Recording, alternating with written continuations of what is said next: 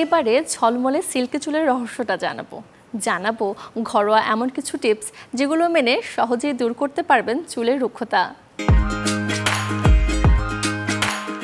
মেঘ বরণ কালো ঘন ঝলমলে চুল কার না পছন্দ, তবে গ্রীষ্মের প্রখর রোদে চুল হয়ে উঠছে রুক্ষ এবং নিষ্প্রাণ।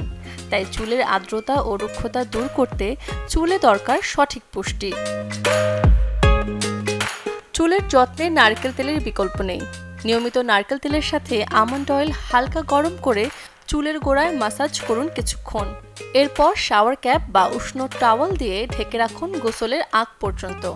এতে চুল হবে মসৃণ। ঝলমলে চুলের জন্য দারুণ কার্যকরী চায়ের লিকার। চুল যেমনই হোক, তৈলাক্ত কিংবা শুষ্ক, চুলের সাথে চায়ের লিকার মানিয়ে যাবে খুব সহজে। 2 কাপ পানিতে 6 টেবিল চামচ চা পাতা দিয়ে অল্প আঁচে ফুটিয়ে লিকার ঘন করে নিন।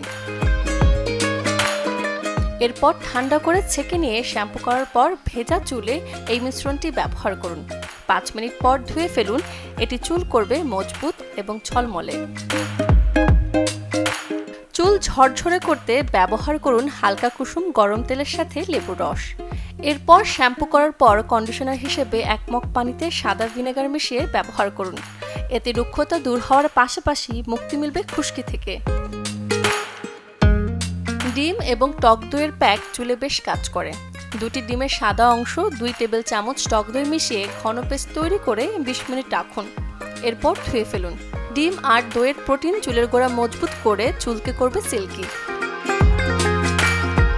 অমসৃণ চুলকে ময়শ্চারাইজ করতে ব্যবহার করতে পারেন মেয়োনেজ।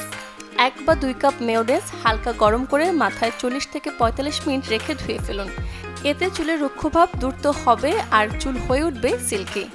এছাড়া চুল ভালো রাখতে নিয়মিত পান করতে হবে পর্যাপ্ত পানি। সূচনা হাসান, চ্যানেল 24।